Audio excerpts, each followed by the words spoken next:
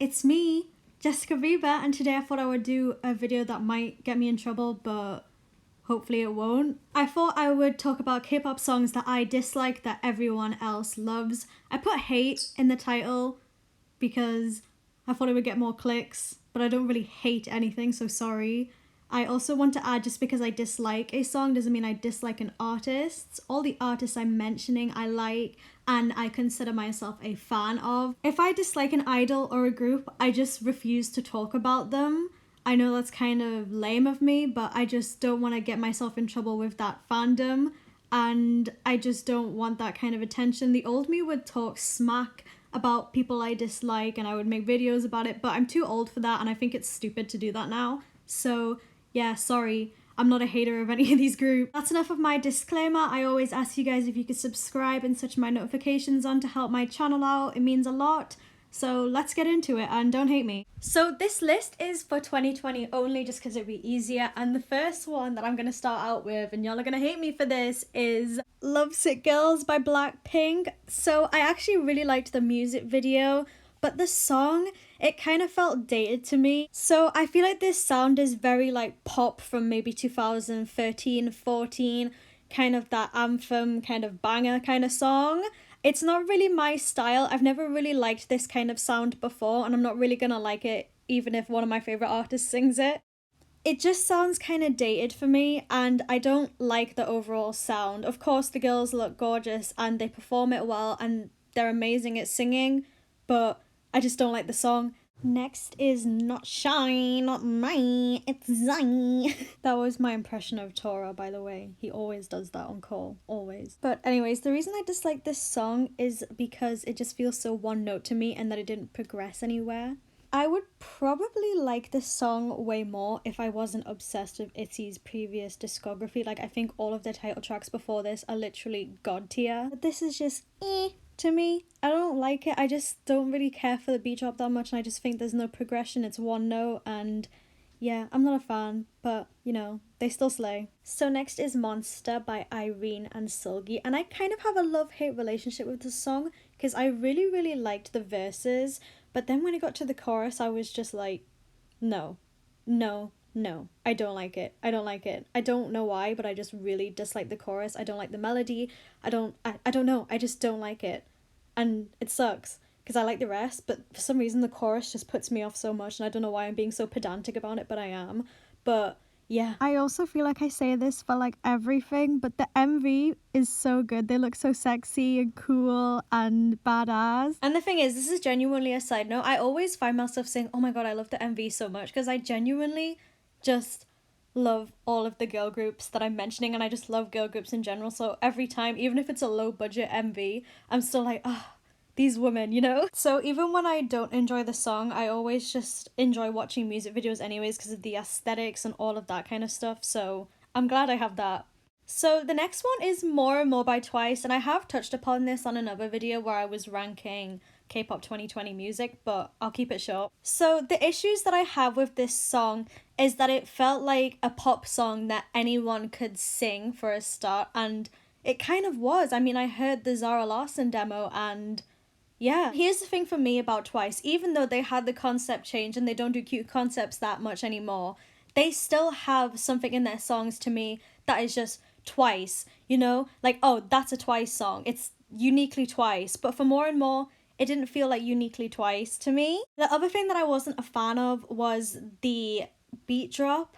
I just thought it was a bit underwhelming, and I think I would have liked the song more if the beat drop was slightly different, because I liked the whole build up at the start, but then the other thing I dislike is how, like, you build it up, you have the beat drop, and then you go back down, and then you have the same beat drop, and then the dance break, to me, I didn't like the dance break because it felt incoherent and it kind of lacked a melody, and it just felt, I hate to say this word, but kind of noisy. I'm scared I'm coming off as overcritical, but I don't want to also look like that I'm just disliking a song for no reason. I always want to just give reasons, so yeah. Okay, so enough about that. I'm going to move on to the next one, which is Dum Dee Dum Dee by G-Idol. So I was actually really excited for this comeback because I originally thought that from the start of the MV that we were kind of going to get a song in the same style and same sound as Kill Bill by Brown Eyed Girls. If you guys haven't heard Kill Bill by Brown Eyed Girls, you definitely need to hear it. It's one of my all-time favorite K-pop songs ever.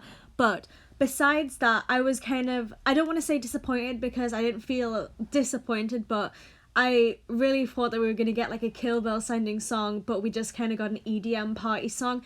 The song itself, I didn't really enjoy it that much. It felt, and I hate saying this word, a bit generic. It felt like a melody I've kind of heard before on other party songs. It kind of felt like a sound I've heard before. And like I've said on just so many other things, I always just see certain groups as, you know, so unique.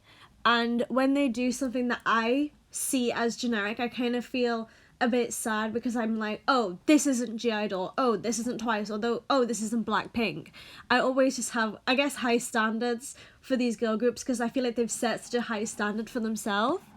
The thing that really got me into K-pop in the first place was, you know, a unique sound, and that's why I kind of fell in love with it. And sometimes I feel like a lot of K-pop today could kind of sound like, oh, anybody can sing this. Do you know what I mean? But the thing is, like, even though I don't like it, there's nothing wrong with this type of sound or this style of music. It's just not personally my cup of tea. But, you know, my opinion isn't really relevant to anything. It's just kind of my opinion, so it doesn't really matter if I don't like it, you know. The last one I wanted to talk about was Helicopter by CLC. So the first reason I like this song, and this probably sounds really childish, but whatever, it probably sounds really childish, but I think the lyrics to the chorus are quite corny. To me, it genuinely sounds like an adult from the Disney Channel wrote this for a Disney Channel original movie song. It's for a teenage cheerleader dance rap battle or something. And I don't know, man, I just really think the lyrics sound cringy and corny. The thing is, it probably sounds cool to other people, and that's fine, but to me, I don't know why, but it just sounds cringy. And I don't mean any harm by it, and I know actually that Yoon wrote the lyrics, and I still love her, don't get me wrong, I still love CLC, but I just really don't like the lyrics. They just make me cringe. Aside from the fact that I think the chorus lyrics sound like an adult trying to sound cool and down with the kids wrote them, the other thing I'm not really a fan of about the song is the melody of the chorus. Not really a big fan of that. And the last thing is that I also didn't like the progression of the song too much. I don't want to say it felt one note, but it kind of did to me. I thought the high note at the end was gorgeous and it sounded really, really good, but that was kind of it for the last chorus. If you guys haven't learned anything about me, is that I love songs with progression, chord progression, key changes and different endings to different choruses and stuff like that. And this is like not me saying like, oh, every single piece of music has to be complicated, because sometimes some of the most unique and the best music to me is actually quite simple. So just so you guys can get a better idea of what I mean, I always try to include examples of what I'm talking about. And I'm actually going insane because as soon as I put the name Wawaka on the screen, I already know like 5 of my friends are already rolling their eyes because I talk about him so much. So you guys can get an idea of the type of music I like. I just wanted to talk about his. He is my all-time favorite artist in the entire world. I grew up on his music. So what he would do in his songs, he would use one thing, either a beat or a melody, and roll with that throughout the entire song, but constantly add stuff on top of it. So he would find that one little riff or that one beat that would be the key point of the song and constantly build off of it. Some of the songs I can think of for an example of this would be Rolling Girl, which he used with Miku, but you could also use his songs with his band as well. The most relevant example I can think of is a song called Talkie Dance, and now I can also hear my friends rolling their eyes because I shoved this song down their throat. We'll always have the same riff or beat throughout the entire song, but there will constantly be things changing about the beat, things get added, or maybe things get taken away during the bridge and stuff like that, but you'll still have that same thing throughout the entire song. So his music is very simple yet very complex. So yeah, I hope maybe this kind of explains my reasoning better with the other songs. I really just love when songs build up and kind of constantly progress throughout the song, and I think Wawaka is a great example of that.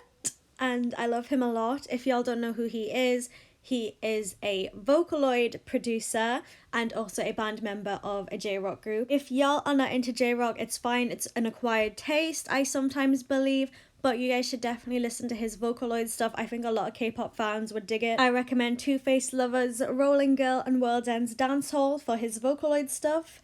And if you're interested in J-rock, do listen to all of his stuff because it's amazing. Thank you guys for sticking through me this entire video. I hope you guys are all okay. I know that because of the election you guys may feel burned out and stressed. I hope things get better for y'all soon. You guys are in my heart. I can't stress enough that I want you guys to stay safe during this pandemic, but also after this election. I know there are a lot of evil people in this world, so be sure to stay safe. And with that, I'm going to say goodbye to you guys. If you want to follow me and keep up with me, my socials are up there. It would mean a lot if you guys subscribed, and I will see you guys later. Bye now, Stan. Wawaka.